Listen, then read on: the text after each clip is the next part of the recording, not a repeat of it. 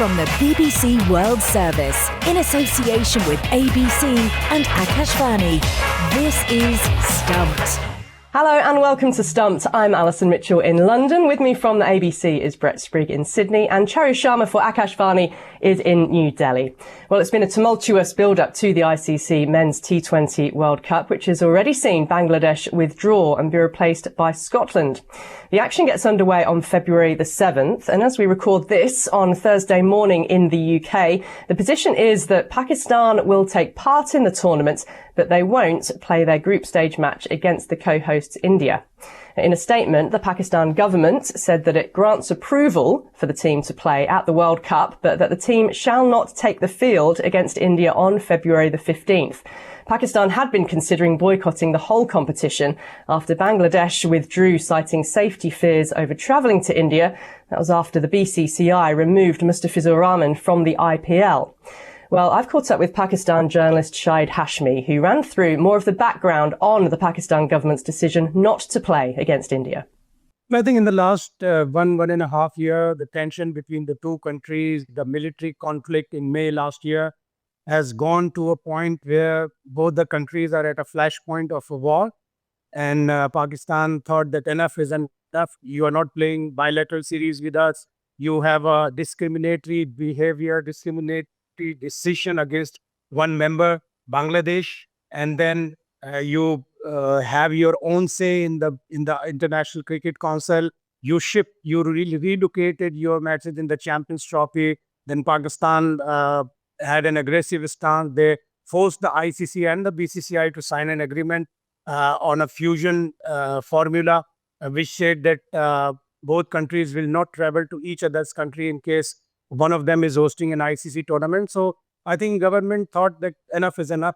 And now we will not even play in a multinational tournament. Sad for millions of fans in the world, especially for me, whose father and mother come from India.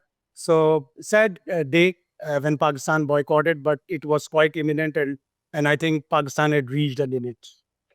The ICC, in their statement, Shahid, have effectively asked the PCB, or the government, I suppose, in this case, to reconsider, certainly asking the PCB to consider what they say are the significant and long-term implications for cricket in its own country.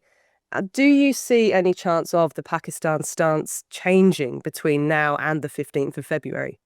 It depends on board members. I have heard that they have started a backdoor diplomacy. They will try to convince Pakistan, but since it's a government's decision, not cricket board's decision, it will take a lot of convincing to change this stand or to rescind the decision. It may come because it's the match of international cricket. But what happened to Bangladesh? Pakistan has improved relation with Bangladesh since the ouster of Sheikh Hasina Wajid as Prime Minister. Then there were a lot of cases. Pakistan feel that Bangladesh case was valid. They wanted to relocate their matches because the tension between these two countries is also on a high. So maybe Pakistan reconsider this decision. It would be a good one if they reconsider, because we are hearing that there will be rain in the first match when Pakistan face Netherlands. So if they lose 1 point, in case they lose any of the two matches before the India game, then Pakistan will have a huge risk to replicate the 2024 T20 World Cup decision or the outcome when Pakistan went out in the first round.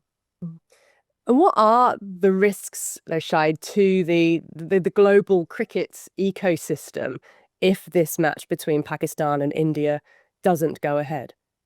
It's huge. It's very, very big because, as we always say, this is the match of international cricket. People wait for it. ICC tries to have at least two matches. That's why they keep India and Pakistan in the same group.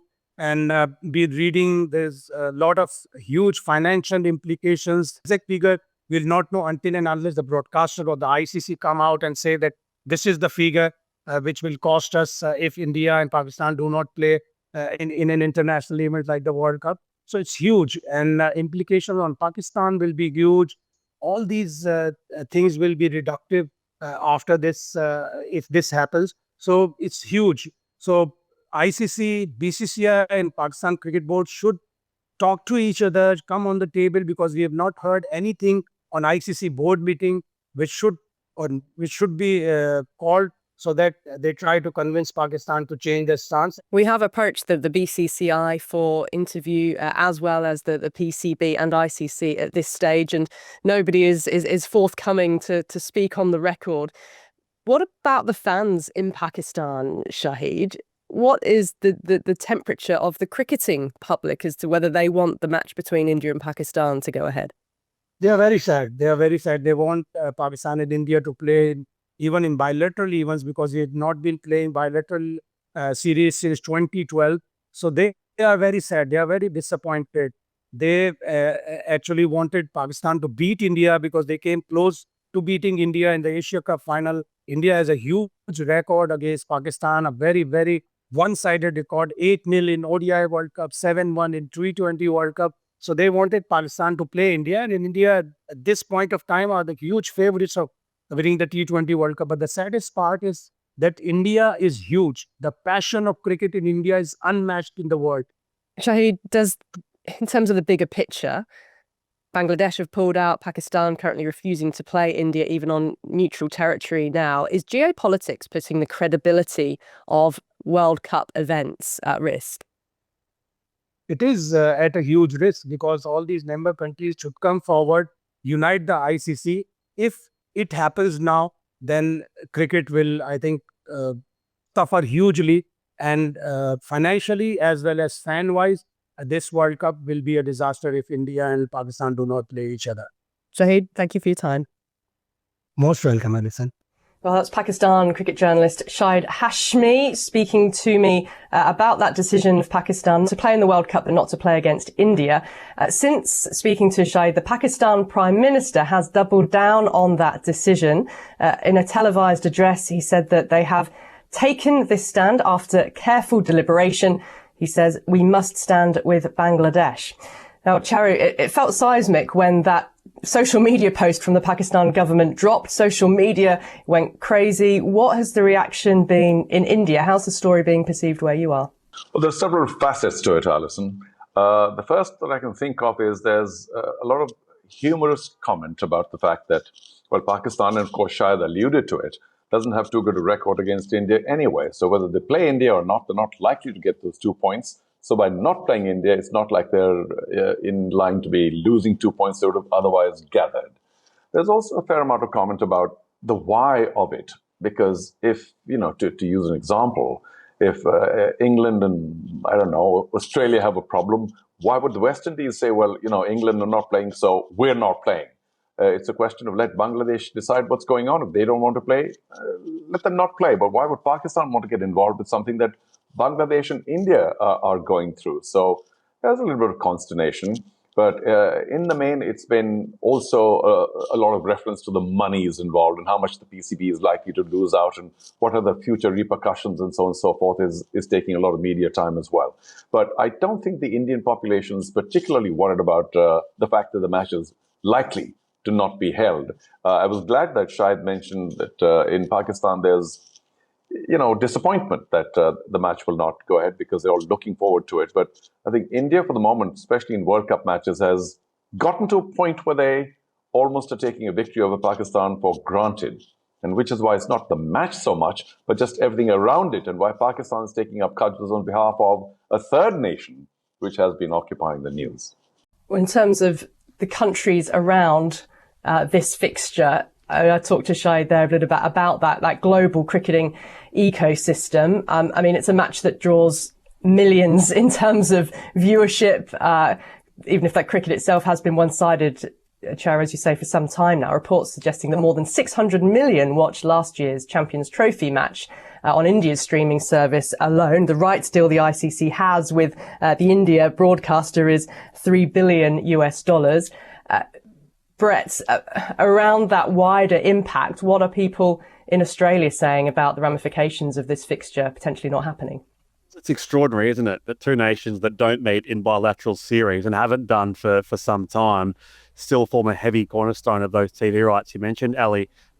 Look, here in Australia, I think people are, by and large, sympathetic to Pakistan, probably more sympathetic to Bangladesh, which I know you covered last week. But, I think the consensus is for the underdog, which in this case is not India and rarely is in world cricket in this sort of thing. I think there's a fair amount of ambivalence about India from Australian fans because we know India keeps world cricket strong. It's the commercial backbone of the entire game.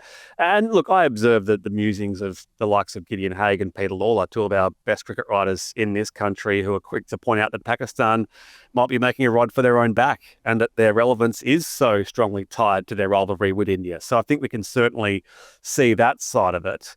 And is that another parallel they have with Bangladesh, which, the similarities there are apparent. I think it's a shame that really for all the controversy that we saw during the Asian Cup and the tensions between players, for once, as you mentioned, this has been taken out of the players' hands. As Salman Ali Agha said, this is not our decision. I'm sure India would like the opportunity to play another of these big games, like you mentioned, Charu, and win.